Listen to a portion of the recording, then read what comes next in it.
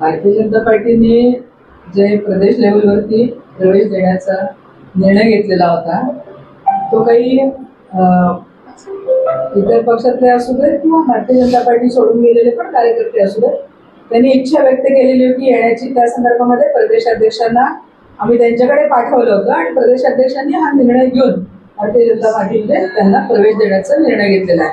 हा शहर पातळीवरचा किंवा आम्ही सगळ्या पदाधिकारी मिळून घेतलेला निर्णय नसून प्रदेशाध्यक्षांच्या परवानगीने हा त्यांच्याच उपस्थितीमध्ये प्रवेश झालेला आहे.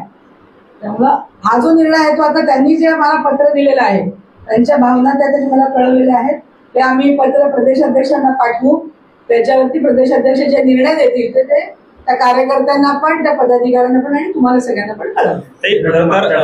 जे आंदोलन वगैरे आता जे काही भावना आहे त्यावर एकूण असं दिसतं की प्रदेशावरनं जे प्रवेश होत आहे ते स्थानिक पातळीवरती कुठलाही विचार न करता प्रवेश होत असतील सगळ्या कार्यकर्त्याच्या मनात कुठंतरी त्याच्यामध्ये संवादाची कमी पडते असं वाटत नाही प्रदेशांनी. या बाबतीमध्ये प्रदेशाध्यक्षांशी बोललो आम्ही आणि प्रदेशाध्यक्षांना कळवू की बाबा असे प्रवेश होत आहेत. आता पण अनेक लोक पक्षामध्ये प्रवेश करण्यासाठी इच्छुक आहेत. प्रदेशाध्यक्षांशी बोलू, त्यांच्याशी प्रत्यक्ष भेट घेऊन त्यामध्ये प्रदेशाध्यक्ष जे निर्णय देतील त्याप्रमाणे निर्णय घेऊ.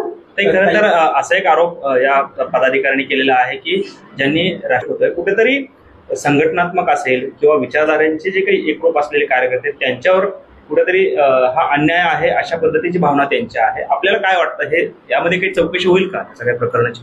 आता ते म्हणाले की माननीय पालकमंत्र्यांनी हा विषय त्यांना भेट द्यावी आणि तो विषय समजून घ्यावा.